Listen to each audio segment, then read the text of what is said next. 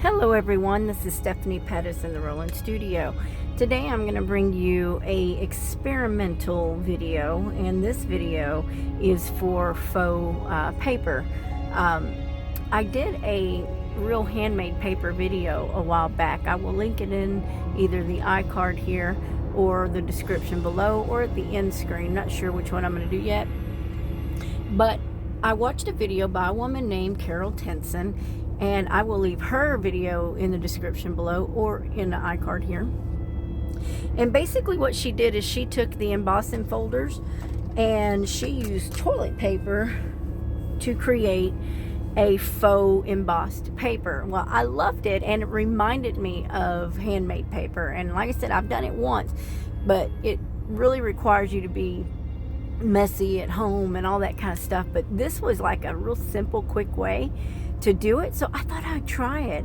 Not only that, if it does come out like you can do like homemade paper in this style, then I'm going to also include some little flowers and petals and tea included, just to decorate my paper. So we're going to see if this works. Now, I used to have a spellbinders. I got to use it all of half of once because I thought I was breaking the plates. I didn't get to use it, and it got stolen in my truck.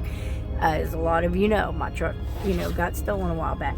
But I bought a Cuttle Bug from Janie Trucker when she was doing a D-stash, and it's at home, so I don't have it with me. And not only that, I don't even have embossing folders with me. But what I do have are these texture mats. So I'm going to give it a shot and see if it works. These are from Stamperia. They're texture impressions. This one here is like a world with a compass. This one here is steampunk. This one here is some steampunk and a corset. So I don't know if that's going to work, but I also have this script stamp that I'm going to try to use. And I also have these embossing plates. So I've got, oh, that's a sticker. I don't know where that came from. I had gotten these from, I guess it was from Tuesday morning. So there's some different embossing plates in here that I'm going to try as well. So we'll see how that goes. If not, I may just go with a flat piece of paper, and I'm going to be using some water-soluble sprays. Now, my sprays are all at home. My ink pads are all at home, so I'm going to have to get creative. The only thing I do have is a couple of Tim Holtz oxides and some sprayers, and even my Tattered Angel misters are at home. So I wasn't prepared for this, but I totally was inspired and I wanted to try it. And if I'm not mistaken, there is also the Paper Outpost that did a video recently with material in the same embossed material, so I'll try to remember to leave a link to that. I'm interested in the toilet paper, so I'm gonna see if I can create some handmade paper with toilet paper. And if I do, and I am successful, like I said, I'm going to be throwing some little flowers and dried flowers and stuff, some tea in it, just to see if this is going to work. So bear with me, and we'll be right on it in a few. So the first thing that I did was start out the way Carol Tinson did and spray my distress inks over the top of the texture mat that I had. Of course, she used an embossing folder. I didn't have mine with me, so I did it a little manually with a with a roller, and just put some pressure on it. Did my own little embossing machine that's called elbow grease. And then I took my little mini iron, and I basically wasn't trying to flatten out the embossing, but I was trying to soak up some of that ink into the other, paper towels. And in the end, it really left a pretty cool impression. I did find that letting it hand dry or air dry was much better than drying it myself in the end, but I had to try. And what I found is the air dryer heated it up so much it pulled the layers of the toilet paper layers apart didn't let it set in properly. So I would advise, if you are going to do texture with an embossing foam, it probably will work better for you. But I would advise doing exactly what she did and throw a little glue water together. And eventually that's what I started doing, because the paper did not bind quite like it would if it was in pulp. When you do it with pulp, it totally binds together beautifully when you hand make paper.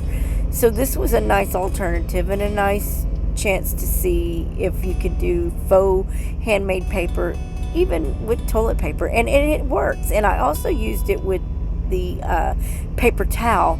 I didn't waste anything, and in fact I ended up using some of the paper towels later, you'll see in the video, where they were all different colors and stuff like that, that I just took the scraps and I made an additional paper, like a fabric paper, if you would, except it wasn't on fabric, it was on tissue.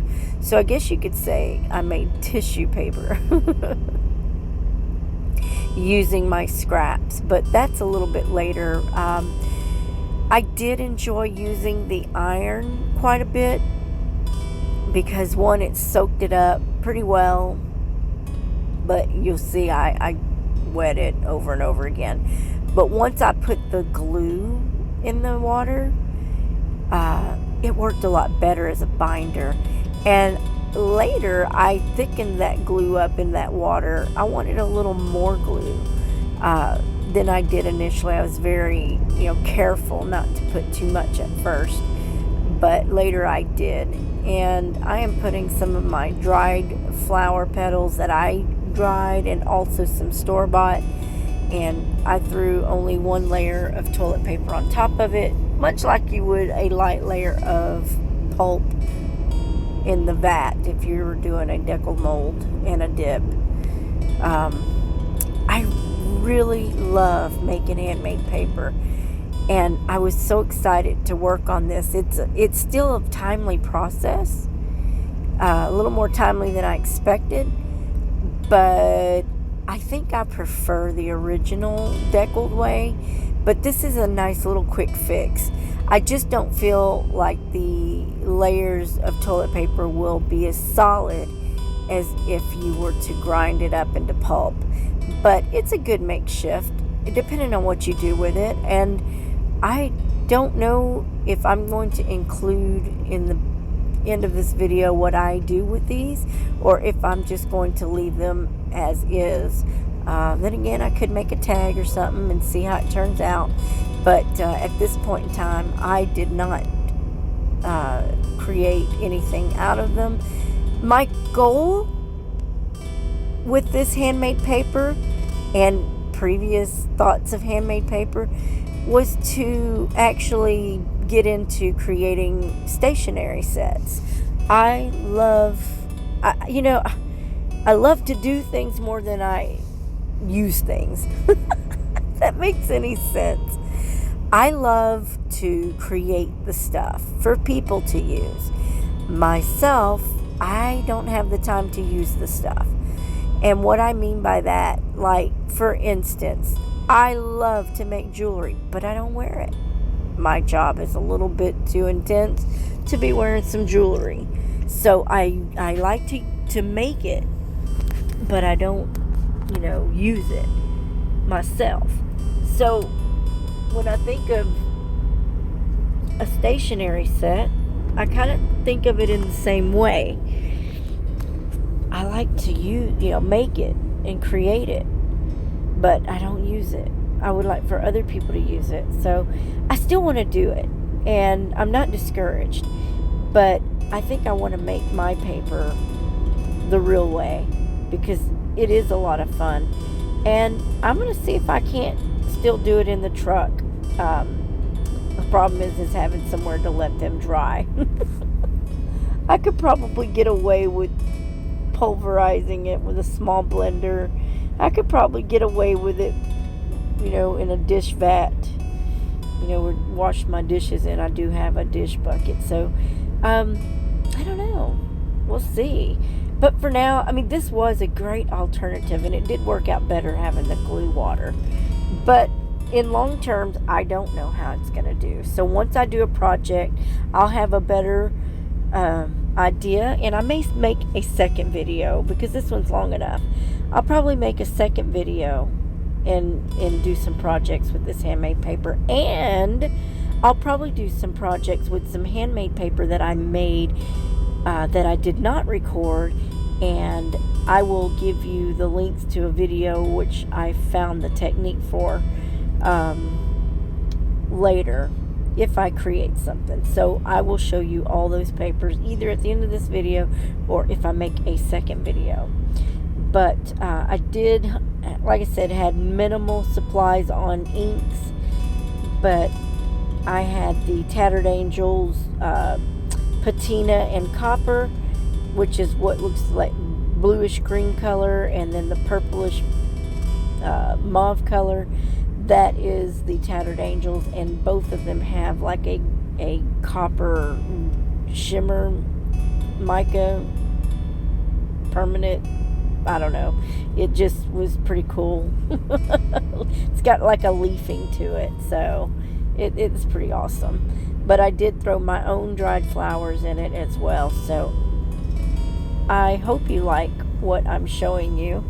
And I decided to just slow it down here so that you could see that I was trying to dry it, and I will probably trim some of this out, but I think that's pretty much what I've got to say about the process. It was a pretty cool process, and it was a lot of fun, and I do intend to do some more like this, and eventually maybe the real way of handmade paper. I also have a video, and I will try to link it in the description below or at the end screen, of some hand-dyed paper that I did a while back, and I want to include that in my future stationery packaging, because I want to do a little bit of everything. My problem is always time is not on my side, but that's some of the goals I have, is to make my own little stationery packs, handmade paper included, hand-dyed paper included, maybe some tags made out of my stuff.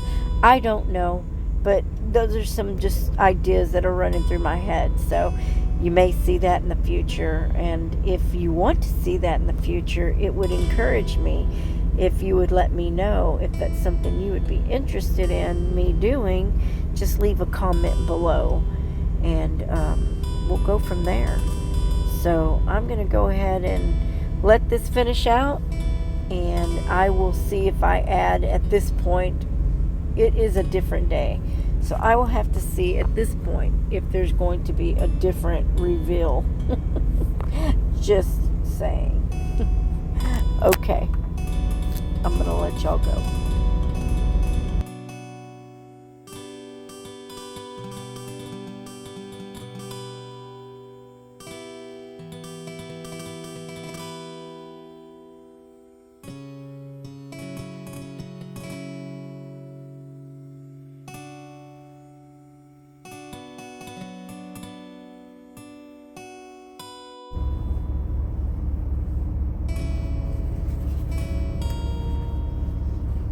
Aside from re-inking it, that looks pretty good, and it's definitely a less messy way to have to dip a decal mold, but I think ultimately I do like the original way to make paper better. But anyway,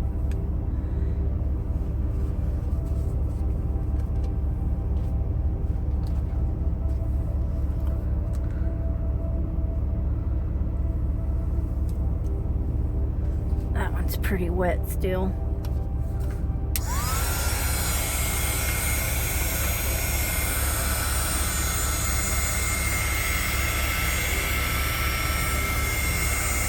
This one I threw some of my dried roses and I don't remember what else,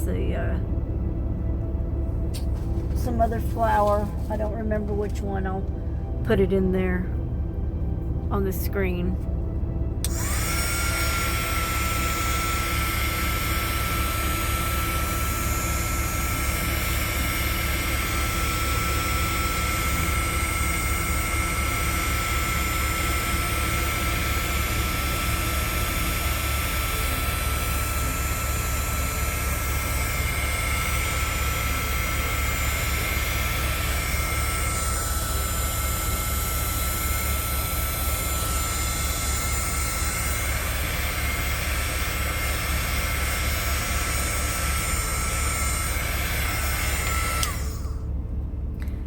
This one I stained it with color tint wash, and it's a one-step water base, and this is in copper, and it's got copper shimmer in it.